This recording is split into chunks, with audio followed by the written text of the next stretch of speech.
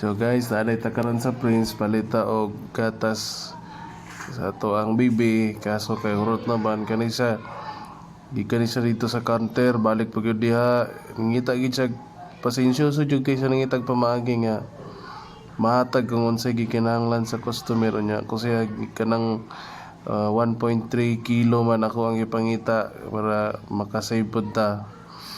So kasi pud ta gamay mo na nga nangita gid siya pamaagi nga kuan kanang makakuha gyud nga wala pud siya kanang pasensyoso jud kay siya nga kuan nga mahatag ang gikinahanglan sa customer.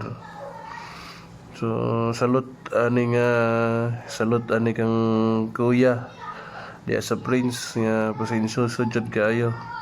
Mapuli inaana tanan nga mga sabay tawag ani trabahante or unsa pa bay tawag sa ilaha dicer man tingali ni sila. So ganahan kayong isa o tanawa. Okay, thank you.